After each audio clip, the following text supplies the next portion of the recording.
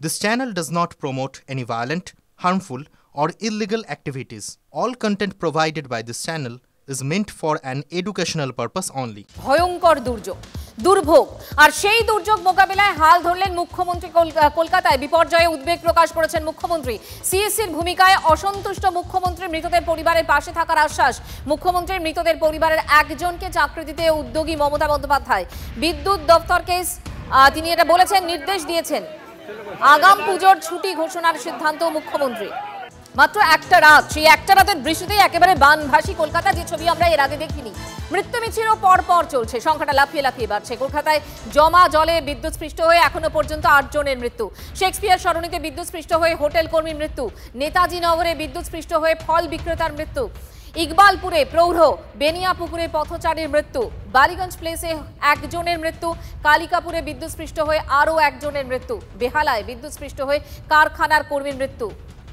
সুশোভন এই মুহূর্তে আমাদের সঙ্গে রয়েছে। সুশোভন, একাধিক মৃত্যুর খবর আমরা সকাল থেকে পেয়েছি, এখনো পর্যন্ত আর কি আপডেট রয়েছে? 8 জনের মৃত্যুর খবর ইতিমধ্যেই পাওয়া গেছে এবং এখনো পর্যন্ত 20টি জায়গায় জল দাঁড়িয়ে রয়েছে এবং যেটা ভয় বাড়াচ্ছে সেটা হলো বেশি জায়গায় খোলা তার এখনো পর্যন্ত রয়েছে।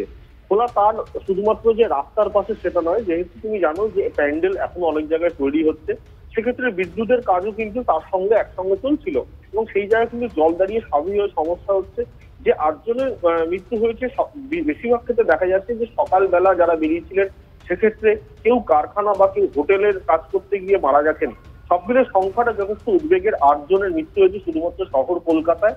ইতিমধ্যেই বিভিন্ন জায়গায়, অর্থাৎ যদি বলা হয় বন্দর এলাকা বা একেবারে বেহালার বিস্তীর্ণ এলাকা, সেই সমস্ত জায়গায় কিন্তু জলমগ্ন, এমনকি ধর্মতলা চত্বরে জলমগ্ন একেবারে, অর্থাৎ জমা জল আর খোলা তারই বিপদ, সেখানেই মৃত্যু। সুশোভন, ধন্যবাদ।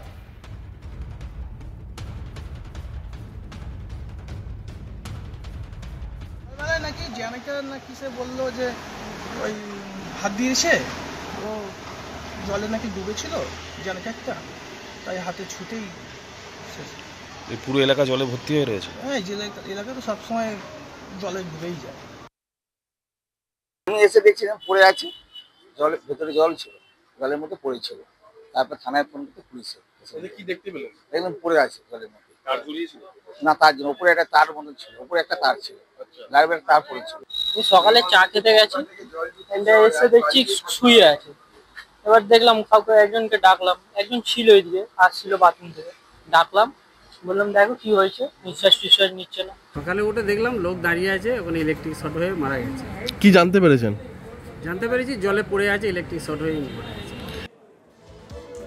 8টা প্রাণ এই শহরে চলে গেল বিদ্যুৎস্পৃষ্ট হয়ে, আর এর দায় মুখ্যমন্ত্রী মমতা বন্দ্যোপাধ্যায় সিএসসিকেই দিলেন। তিনি বলছেন যে এখানে আধুনিকীকরণের কাজ করে না সিএসসি, সেটা করে রাজস্থানে, অথচ ব্যবসা এখানে।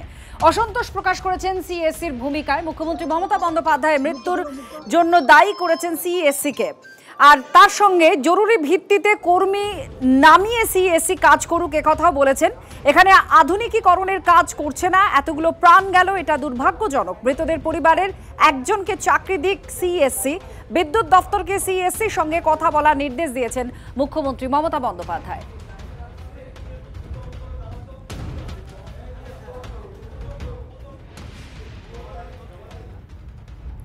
শুধুমাত্র কলকাতায় যে ভয়ঙ্কর অবস্থা তেমনটা তো নয়, বিপর্যস্ত বিধাননগরও। 2 শহরে 2 মেয়রকে নিশানা শুভেন্দু অধিকারীর, কারণ মৃত্যু মিছিল অব্যাহত। মেয়রদের উদাসীনতা, অদক্ষতার ফল ভুগতে হয় শহরবাসীকে। এরা পূর্ব অভিজ্ঞতা থেকে কোনো শিক্ষা নেয় না, সোশ্যাল মিডিয়ায় পোস্ট করেছেন শুভেন্দু অধিকারী। বিরোধী দলনেতার নিশানায় বিদ্যুৎ দফতরও। খোলা তারের বিপদের বিষয়ে কেন পদক্ষেপ করা হয়নি, এটা আমাদের ব্যর্থতা, আপনাদের ব্যর্থতা নয়, অপরাধ। কার দোষ চিহ্নিত করে উপযুক্ত শাস্তি হওয়া উচিত। আর কতদিন এই অরাজকতা চলবে, সোশ্যাল মিডিয়ায় পোস্ট শুভেন্দু অধিকারী।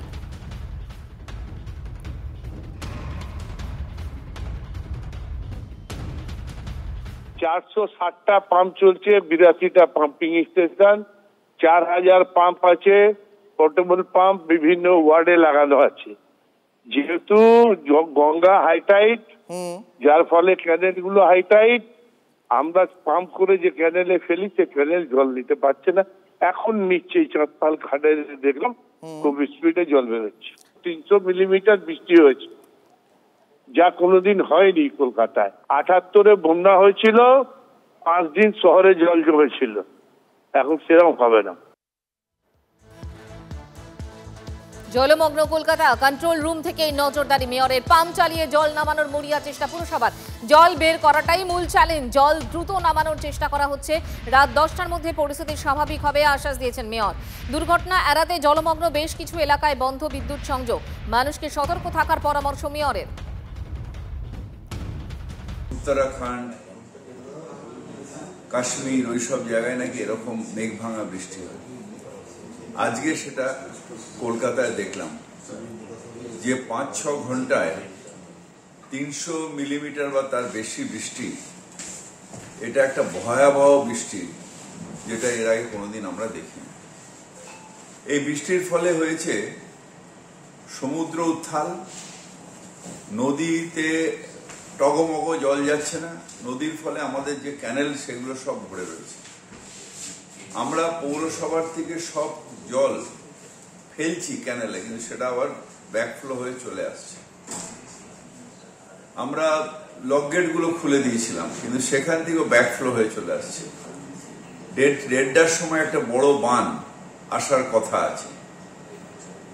সেই বানটা চলে গেলে হয়তো সন্ধ্যের দিকে আস্তে আস্তে আমরা জলটা ফেলতে পারবো, যে এটা নদী নিতে পারবে। আর আমি কলকাতাবাসীকে বলবো, আজকের দিনটা দয়া করে বাড়ির থেকে বেরোবেন না। অনেকগুলো জায়গায় এরকম বেরিয়ে বিদ্যুৎ পৃষ্ঠ হয়েছে।